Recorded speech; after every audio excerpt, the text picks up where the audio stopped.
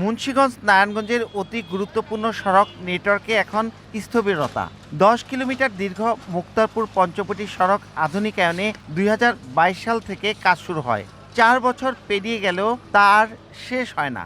এই সময়ে পঞ্চবটি থেকে পোস্তগোলা পর্যন্ত সড়ক আধুনিকায়ন না হওয়ার কারণেও সংকট বেড়েছে। কাজের এই দীর্ঘসূত্রিতার কারণে বিড়ম্বনা বাড়ছে ঈদযাত্রায়, তাই পথটি ব্যবহারকারীদের ক্ষোভ। যদি সুন্দরভাবে কাজ করতো বা রাস্তা পরিচালনা করতো, তো এই জায়গাটা এত জাম থাকতো, মানুষের এত দুর্ভোগ হতো না। যাত্রীরা হাঁটতে পারে না, প্রচন্ড ধুলাবালি, রাস্তায় জামজট থাকতেছে। যেখানে 15 মিনিটের কথা সেখানে 3 ঘন্টা যেতে পারতেছি না আমরা।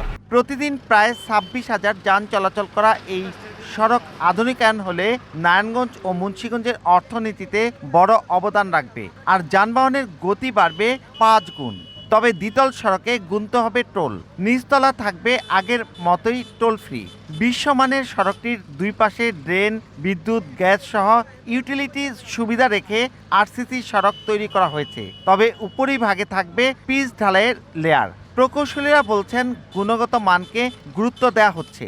270টা ডেস্ক ল্যাবের ভিতরে আর মাত্র 27টা ডেস্ক ল্যাব বাকি আছে, আর ব্যারিয়ারের কাজ বাকি আছে আমাদের প্রায় 10.5 কিলোমিটারের মতো। আমরা কোয়ালিটি কন্ট্রোল করে কাজগুলো এগিয়ে যাচ্ছি। প্রকল্প সংশ্লিষ্টরা বলছেন শীতলক্ষা 3 সেতু থেকে মদনপুর সড়ক 2 মাস বন্ধ থাকায় সিমেন্ট ও অন্যান্য ভারী শিল্পের ট্রাক লরির কারণে প্রকল্পের গার্ডার স্থাপন বন্ধ রাখতে হয়। এছাড়া জমি অধিগ্রহণ জটিলতা ও ভূগর্ভস্থ সার্ভিস লাইনের কারণে সড়কটি নির্মাণে বিলম্ব হচ্ছে। গার্ডার ইরেকশনটা ডিলে হওয়ার কারণে আমরা প্রজেক্টটা যথাসময়ে আমরা সম্পন্ন করতে পারি নাই। গার্ডার ইরেকশন ডিলে হওয়ার পিছনে যে যুক্তিটা সেটা হইতেছে যে আমাদের ল্যান্ড অ্যাকুইজিশন অ্যান্ড ডিমোলিশন ওয়ার্কটা অত্যন্ত ডিলে হয়ে গেছে।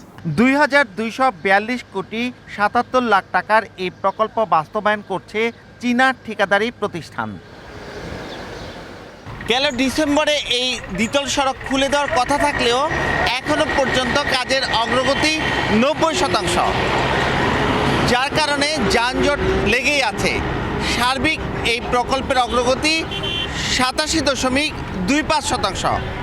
নারায়ণগঞ্জের চর সৈয়দপুর থেকে নাসির উদ্দিন উজ্জ্বল, সময় সংবাদ।